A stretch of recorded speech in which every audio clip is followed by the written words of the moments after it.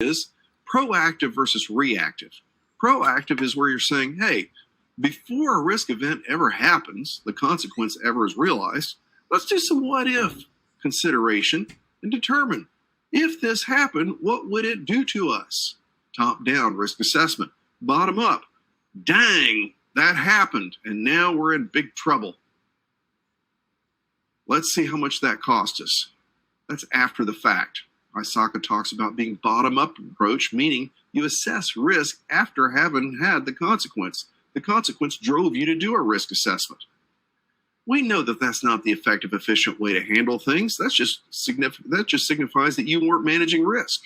If you're dealing with consequence, I tell people, if you don't manage risk ahead of the consequence, you're not called a risk manager. You're called a crisis manager, because that's all you're doing. You're not managing risk, you're managing crisis. So when developing IT risk scenarios with a top-down approach, you want to identify business objectives of the organizations and then proactively do what-if analysis on that, right? They like bottom-up approach, reactive risk assessment, because they said it's very true to life. Okay, normally we would try to avoid crisis management if it's possible. So, risk scenario development, your own organizational structure, policy, standards, technology, all of this are criteria used when analyzing risk scenarios. That's true. Identifying those risk factors is the very first step when developing IT risk scenarios they ask you about. Again, other just exam points to memorize for your exam. If you're any information about newly discovered risk should be communicated to decision makers before you actually try to do something about it. Because why? You may not be in a position of authority to decide what to do about that risk. So you report it on to those that do. Again, a threat-based approach to risk assessment identifies potential methods of attack, the corresponding vulnerabilities to be exploited, but also the credibility of the threat itself, and also potential damage, potential impact. So let's go ahead. What kind of approach to risk assessment identifies potential methods of attack, vulnerabilities that can be exploited, intent of the attacker, and potential damage? It's an impact-based approach, an asset-based approach, scenario-based approach, threat-based approach. What would you say?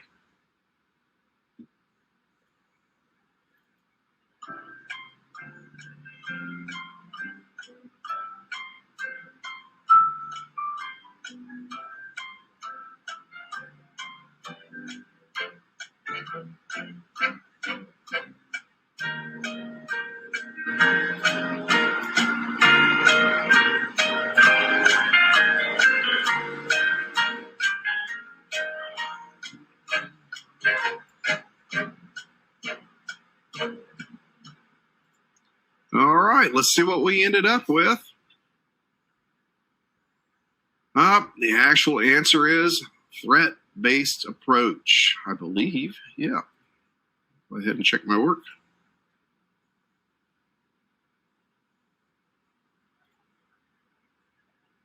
Yeah.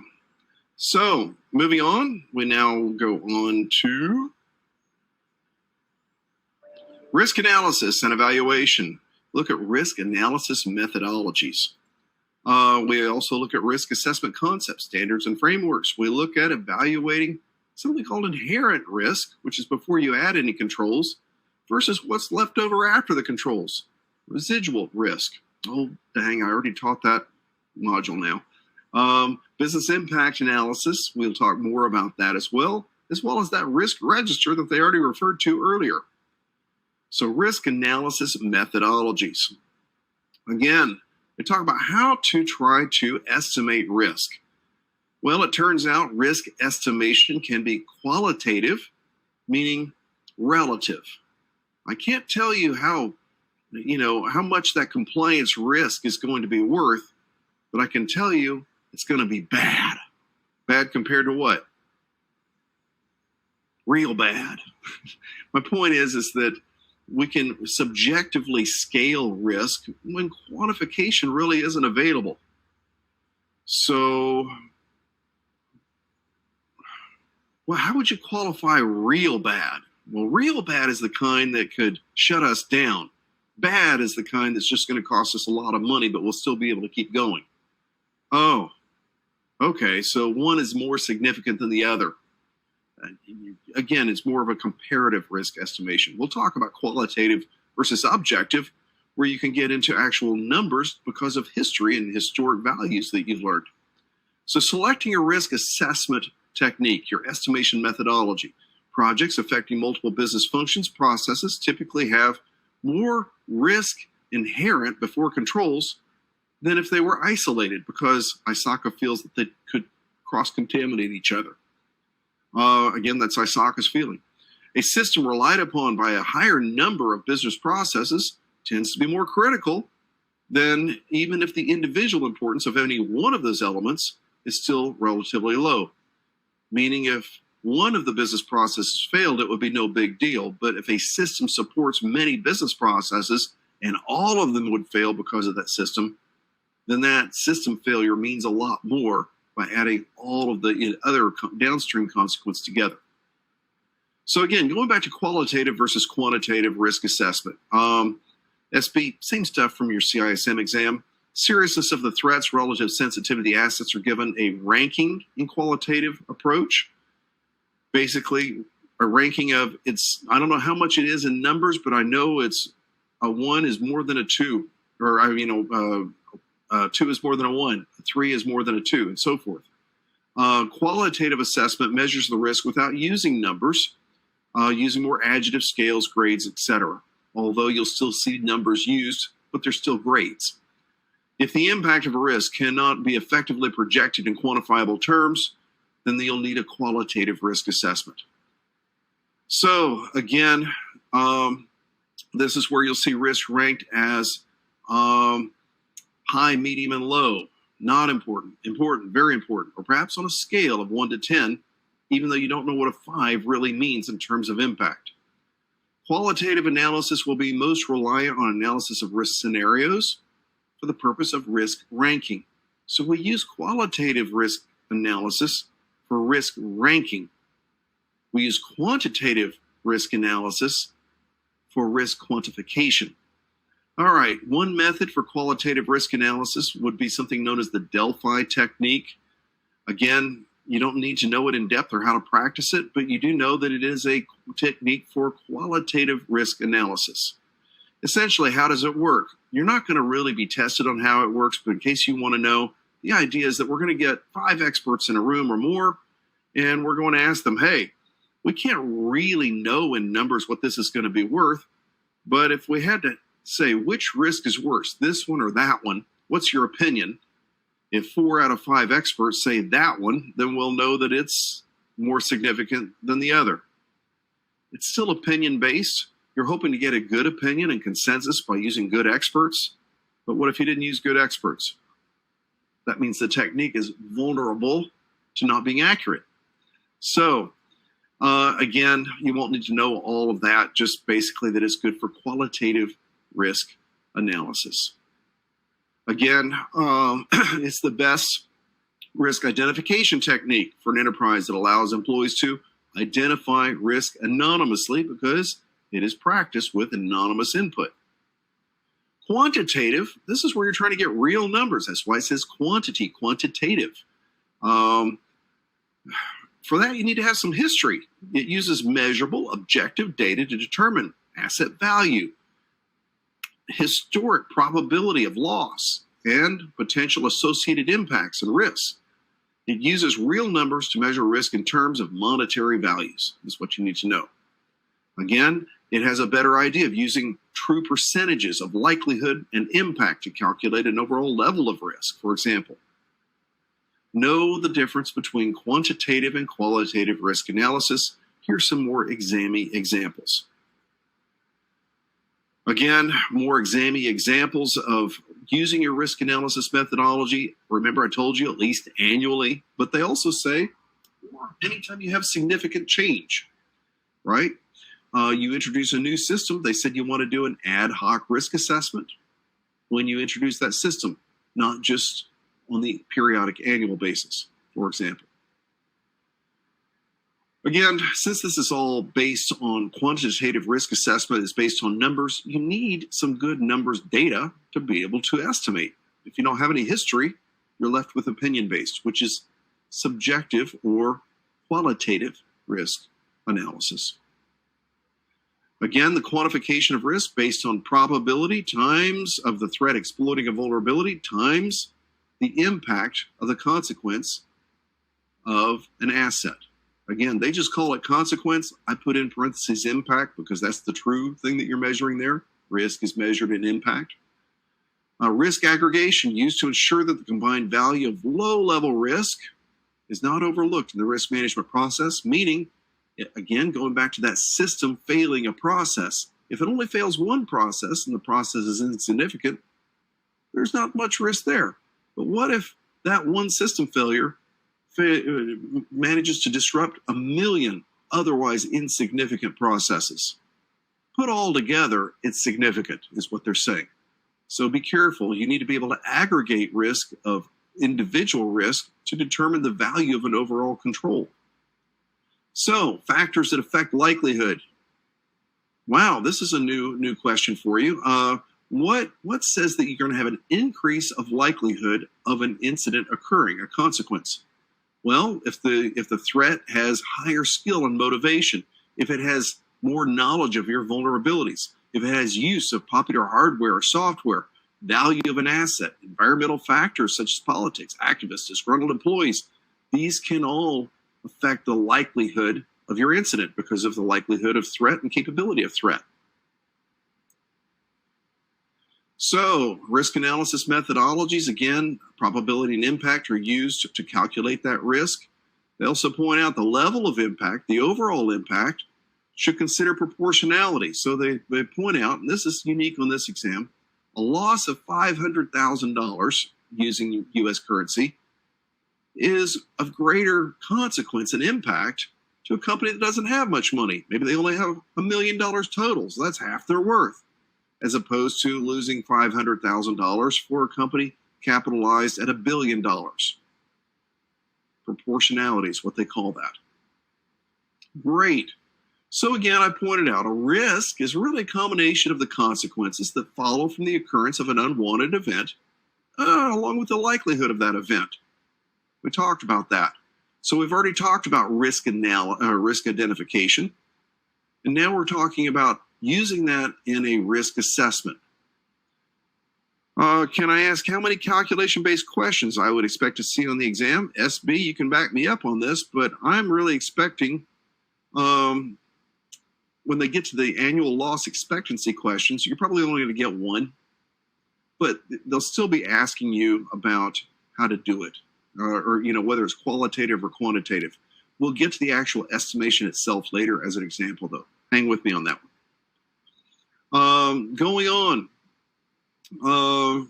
again, risk assessments. According to ISACA, again, an enterprise-wide risk assessment conducted on a yearly basis. It's not the first time you've heard it. The risk assessment itself, you have to recognize that a risk assessment means we've determined the value of our information assets. We've looked at applicable threats and vulnerabilities. You're very welcome, MP. Pardon me, sorry. And determining consequences. Now then, in consequence determination, take a look at that because that's where your new examining questions are. A risk assessment supports identifying and ranking of risk according to what? Business impact. Prioritizing deployment and monitoring of IT risk controls is considered a primary purpose of performing an IT risk assessment. So in other words, why would you even do an IT risk assessment? So you could better prioritize your controls. Applying controls that control more impact instead of less. A risk assessment, the output of a risk assessment is an input into decision making. Wow, look at the risk we're going to get ourselves into if we go this direction. Maybe we shouldn't go.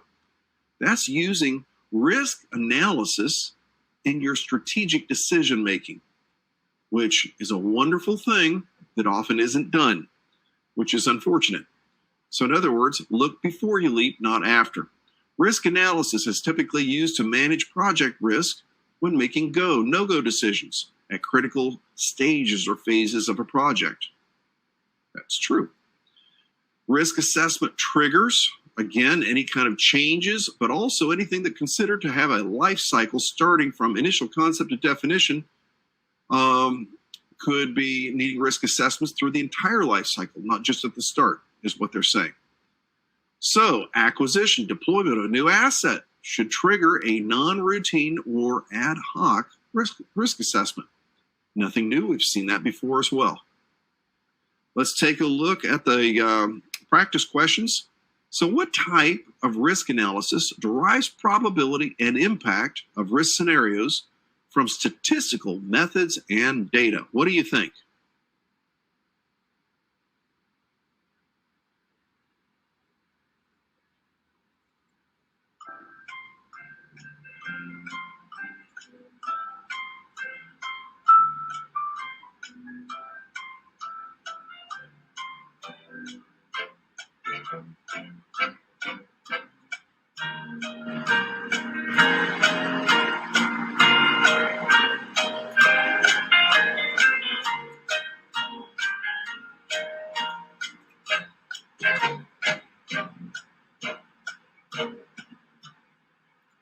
I think you should have this one. Let's see what we got.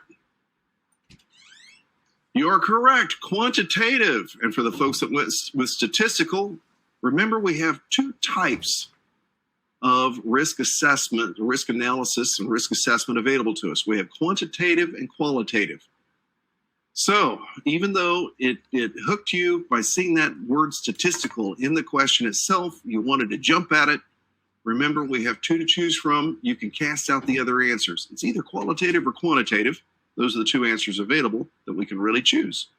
When they start talking about statistical numbers, methods, and data, it's no longer qualitative. It must be quantitative. You will do better on the exam by limiting what can be a valid answer according to ISACA. Remember, I talked about what control types do we have? Do we have administrative controls? No, you have two types. You have technical and non-technical. Within non-technical, you could have administrative policies, managerial policies, but they only have two control types, they call them, technical and non-technical. You could then look through the answers and figure out which ones don't mention technical or non-technical, and you could get rid of them.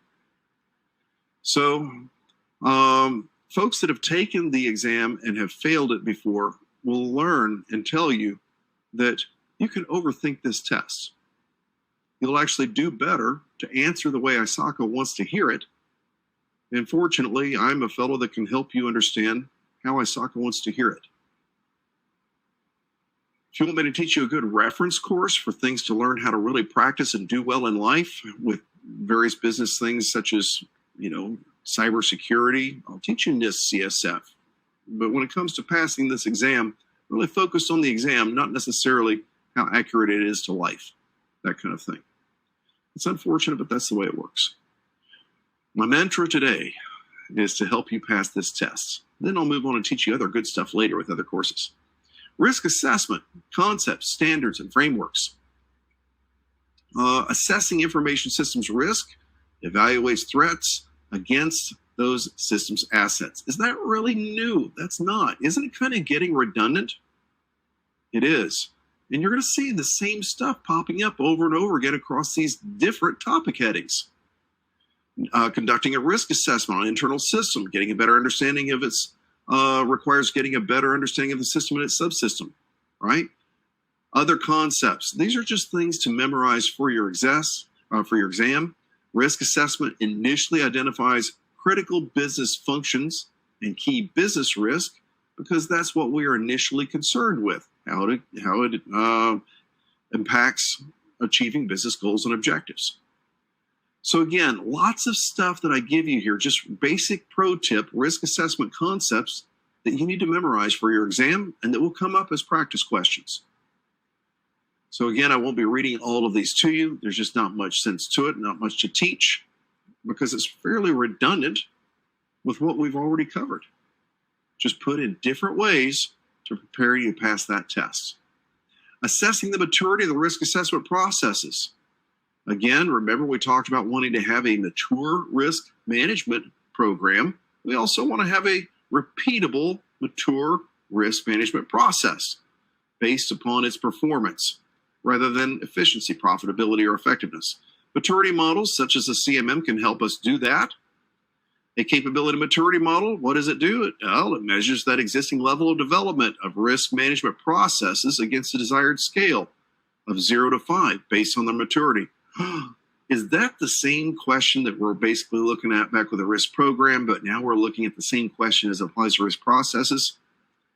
Yes. But Alan, it's getting redundant here in a good way.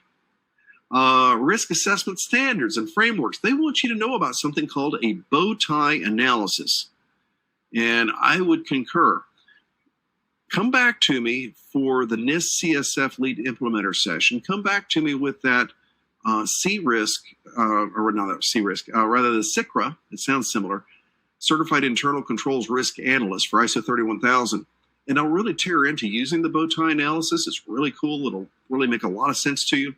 For this exam, just know that it exists and that it conveys risk assessment results through a diagram displaying links between causes, controls, and consequences, which really, your fault tree analysis does that better.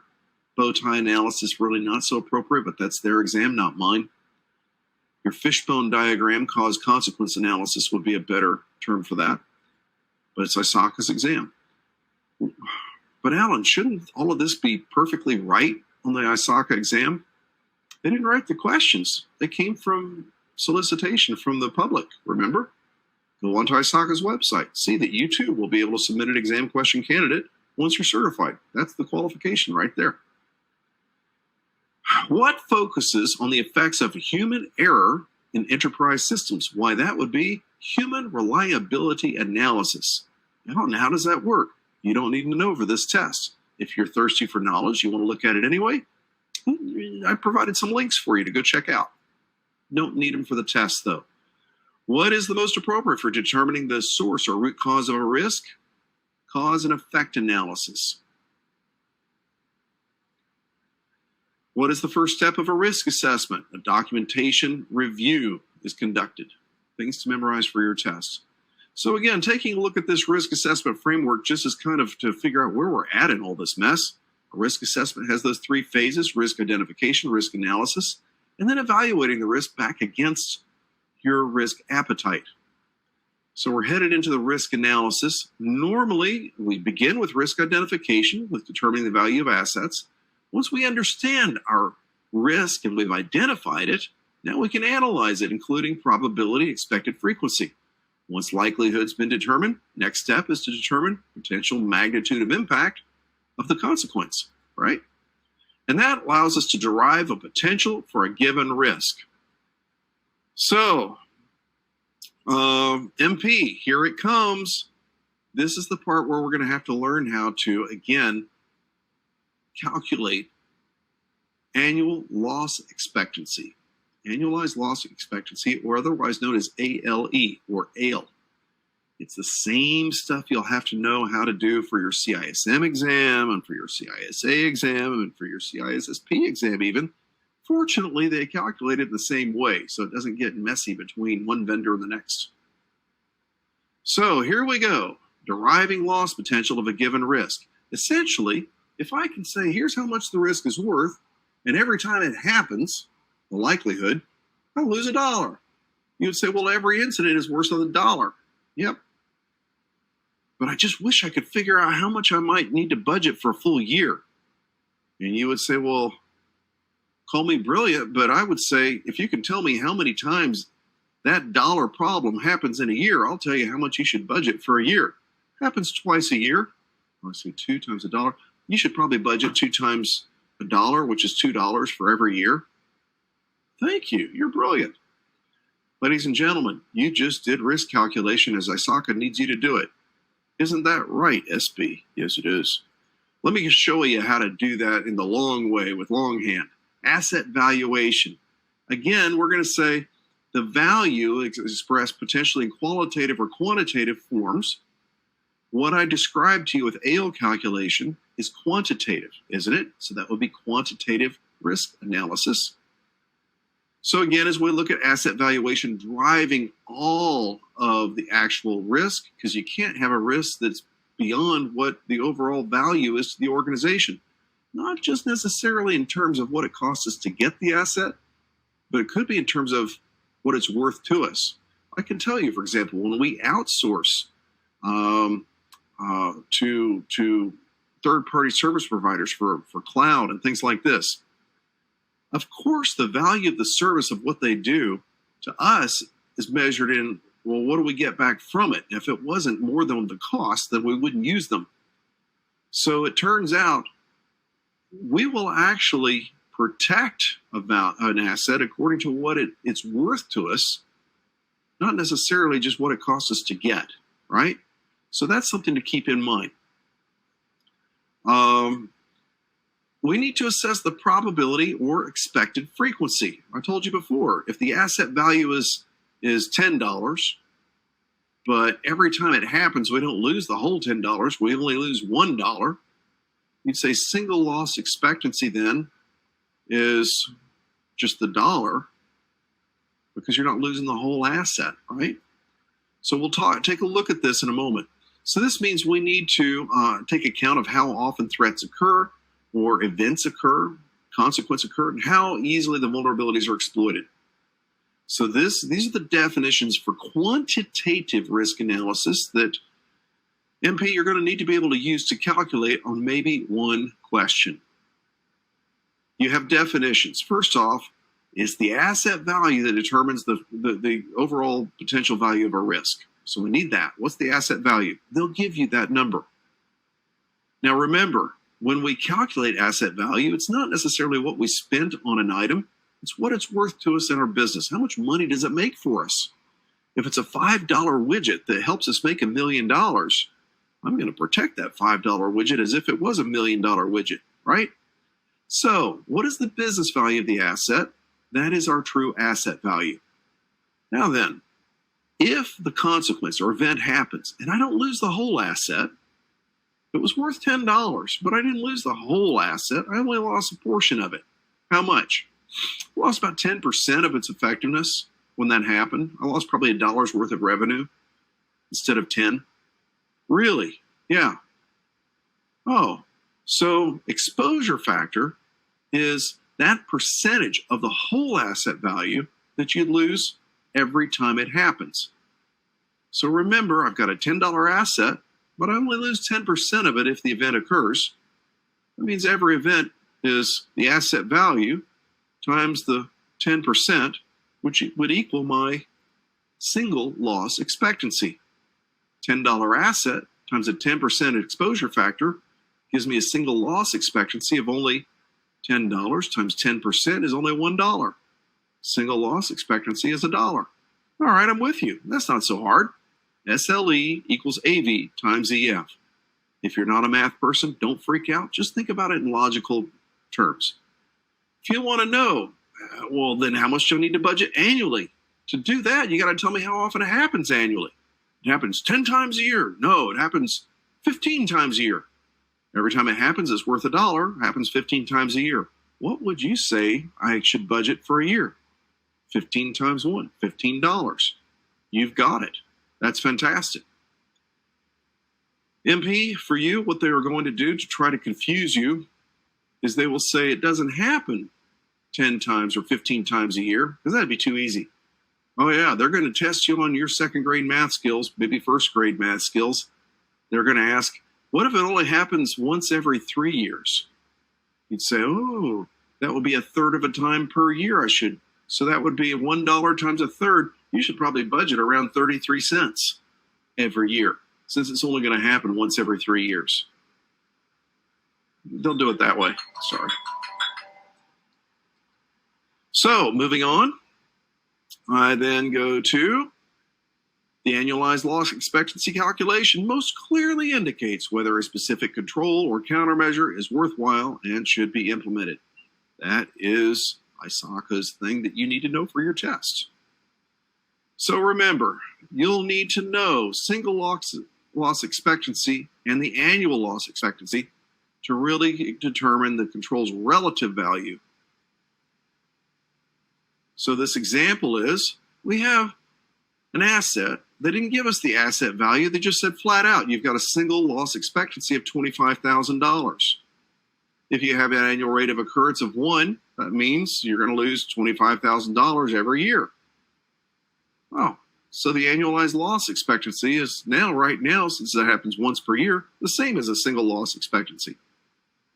If I had 3 events per year, I would say, well, an annual rate occurrence of 3 is 3 times $25,000. My ALE, obviously $75,000.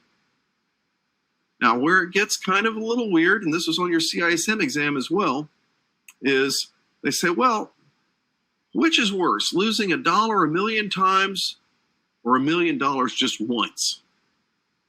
It's the same. So pretty much, as I go down this curve, the frequency is making up for the loss of severity. I'm losing less for each occurrence, but I'm having more of them happen. And this is a neat question once I saw, or I think I heard tell, that where would you find all annual loss expectancies being equal? You would say all loss expectancies on this curve would be the same, whether it's $1 a million times or a million times once. And that is essentially understanding that curve. You might get that one question, you might not, but if you do, you'll be ready for it. And just so you say, Alan, can you just put that back into exam terms? Yes, all risk scenarios on the same curve of a risk map have the same level of risk. And now you understand why. Whoa, boy, that's a lot of stuff. Yeah, we're coming up on the end of class. Just hang with me a little bit more.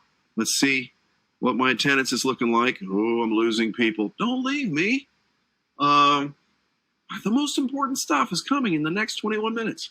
So what most clearly indicates whether a specific control or countermeasure is worthwhile and should be implemented? What do we say? You remember?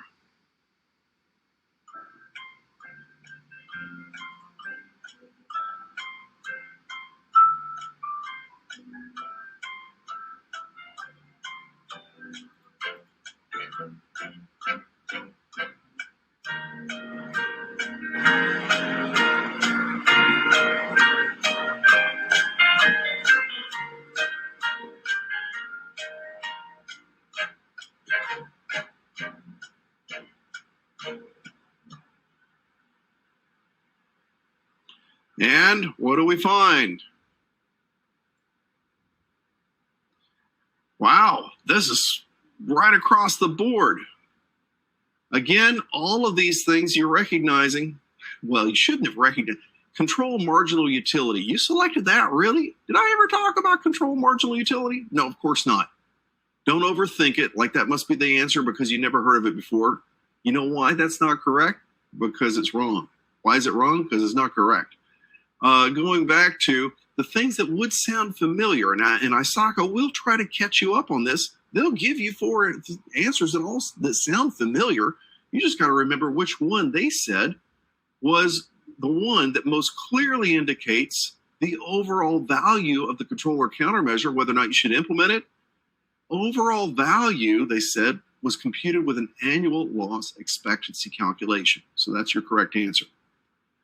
HP, should this be a straight line or a curve? You're referring to the previous slide. Hey, on exam day, it's a curve. You do what you want. It's how it works. So going back to evaluating inherent and residual risk. Hang with me, people. You're almost there. You are. You'll feel so much better that you were able to say, I achieved it and I didn't fall out. Little short pieces. Nice short pieces. Risk treatment alternatives. So we've assessed a risk. This is, by the way, a ripoff from ISO 27005. They have really nice graphs for this. So I borrow that, and I'm now giving appropriate credit. You've done the risk assessment, and then you had to evaluate it against Wow, that's pretty bad, but is it so bad that we need to fix it because it's too much for us to take? Is it beyond our risk appetite? If it is, we need to control that risk back to where it's within our risk appetite. And this is where we start talking about controls, risk treatment alternatives, right? Now then, if you take a look at the risk assessment, if no controls were in place, that's just basically the raw risk, pre-controls. That raw risk before any controls is actually known as inherent risk, but ISACA, I hear tell, may call it gross risk. Normally we would call it inherent risk. That's the risk that exists before you even try to put a control to it. Okay, now then, if I take that risk and say, yeah, but I'm going to put some controls on it, and I'm going to also avoid the risk a little bit, I'm going to also buy some insurance. After all those controls, what does the risk left over look like? After control risk is called residual risk. I hear ISACA may also call it net risk, just in case you run into it. So the classic definition of residual risk is any risk that remains after implementing your risk response, which is a control, or it could be, again, risk avoidance, risk sharing. Risk retention is just tolerating it up to that level with no control at all. That would be our risk appetite. So ensuring that all residual risk is maintained at that tolerable, acceptable level to the business, that is the overall objective of the risk management program. We do not want to have residual risk that is beyond our risk appetite of saying, if that happened, we couldn't afford it. Whether it's money risk or, hey, if that happens, I'll not only have a bad reputation with your friends, I'm going to have a bad reputation with my friends. It was tolerable a minute ago because I don't really care about your friends. But now that we're talking about doing something that's going to get me in trouble with my friends, we now have to say, you know what? All iPhones checked at the table. Nobody can bring an iPhone or a camera of any kind because this might get out to my friends, and that's beyond tolerance. I just had to avoid risk by removing the threat, right? So it's a type of control. So that was just kind of a quick, fun example. So ensuring that risk gets back to tolerable levels is what we really want to accomplish with our risk program. That acceptable risk is achieved when you get rid of your residual risk.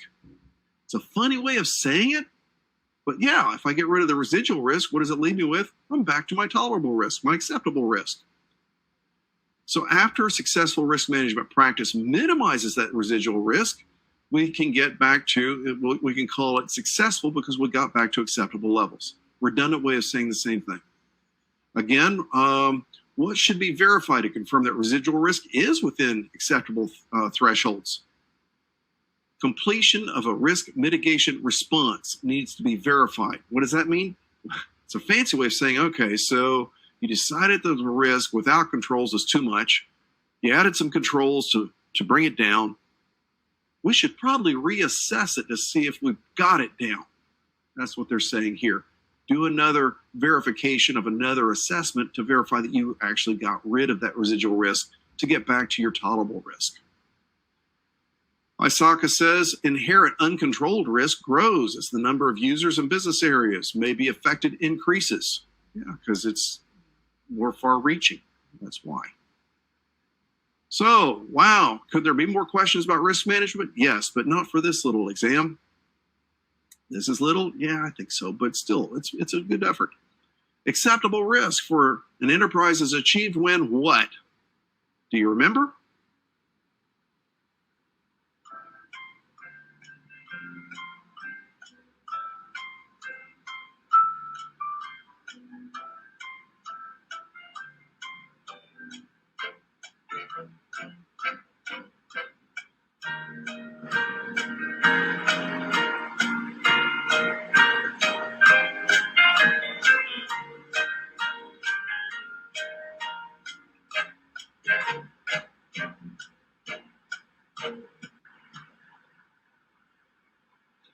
And what did we say? You make me so proud. My students, you make me so proud. Perfect. Residual risk is within tolerance levels. Now, if you've got some real sticklers for terms and things like this, like I am, I would say, well, if you're back within tolerable levels, one of your risk treatment alternatives is risk acceptance. So really, if we're back within tolerable levels, there is no residual risk. I know. They're saying residual risk is back within tolerable levels, and that's how they put it on their exam. By the way, I'm going to continue on. We're going to get this done just as we should. But in preparation for the next practice question we're going to run across, I need to know my person and or people from United Kingdom. Are you still with me? Because if you are, I've got a little small treat for you coming in the next practice question. But I got to find out if it's worthwhile doing. So let me know. Are my UK people still with me? Moving on. Whoops, sorry about that. Going into business impact analysis. This is where, again, I've already described risk assessments. And when you add in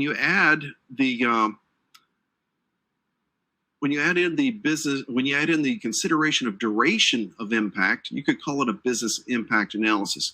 Turns out there's a whole ISO standard devoted to nothing but business impact analysis, what it is and how it's used and how it works and everything.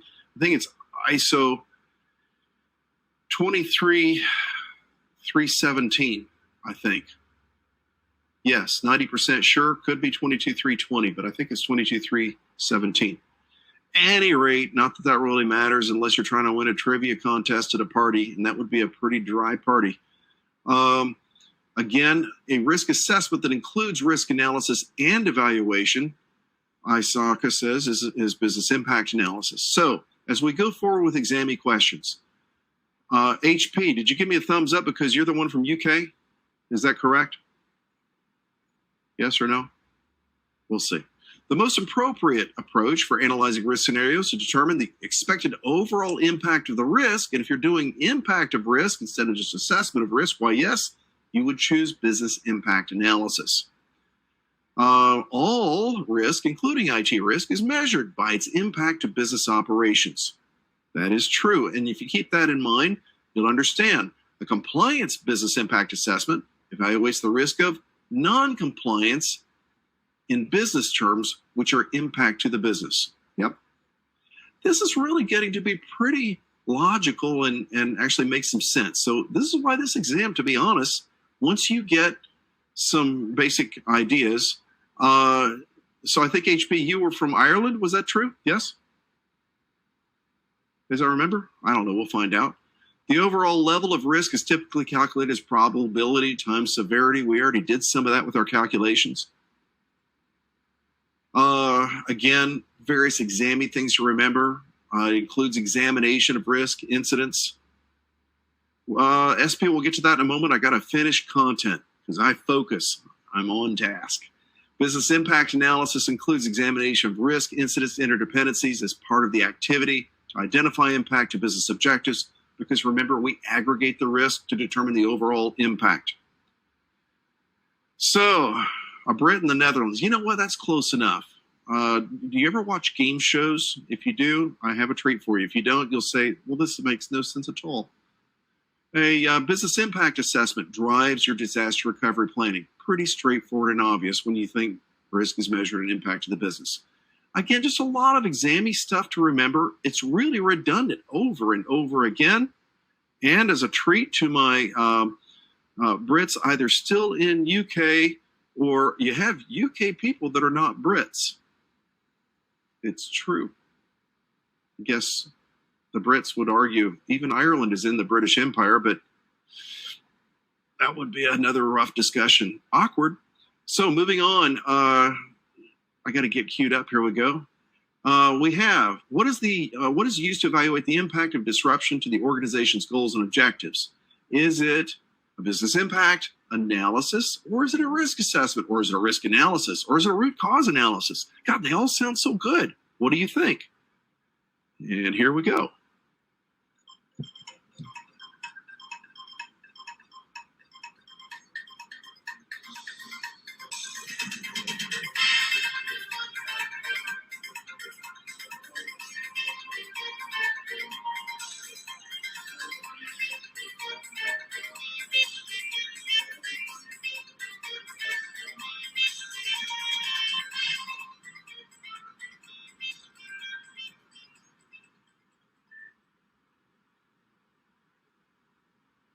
right, so this is the part where you're saying, and who cares about that weird music? Well, it turns out, my understanding is, I was tipped off by one of my previous students that that is far more recognizable than our Jeopardy tune in the United States. It goes to a game show that they have that's similar in format.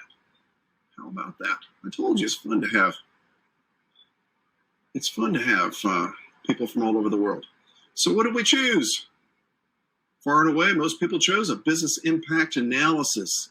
Yep, you folks were actually listening to me and not multitasking, because the other ones sound familiar, but when you look at the question in an RTFQ kind of way, we see they want us to evaluate the impact of a disruption. That's beyond just a risk assessment. They say it's a full-on business impact analysis. And that's ISACA for you. So finishing this thing up, I have another 9 minutes to get that done. And in metric time, that's 9 minutes. Risk register. An enterprise maintains a risk register as a repository of identified risk for decision making. I told you before, this is where we catalog our risk. And we could take information from our risk registers to build an overall console view of our risk in an organization, which we would call a risk profile. I think you may remember. So a risk register can be used to effectively communicate risk to relevant stakeholders, especially when presented through a risk profile. Risk identification starts when planning an activity. The risk is identified at planning needs that need to be addressed, added to the risk register to ensure effective risk management. Maintaining a documented risk register of all possible risk is very effective for helping us determine risk treatment plans, because we want to, well, use one treatment to hopefully control as many risks at the same time as possible.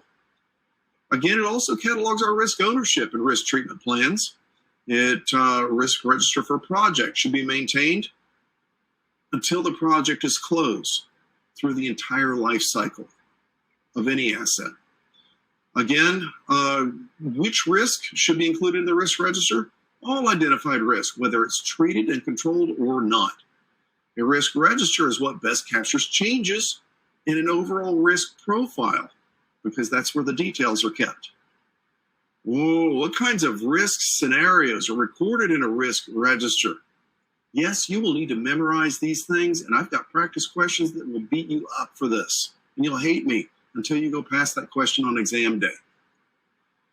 Date assess, risk scenario description, current aggregate risk score, assessed impact, assessed probabilities, risk treatment, mitigation action, risk owners, treatment or control costs. You need to remember all of those things are not recorded to a profile, they're recorded to a risk register.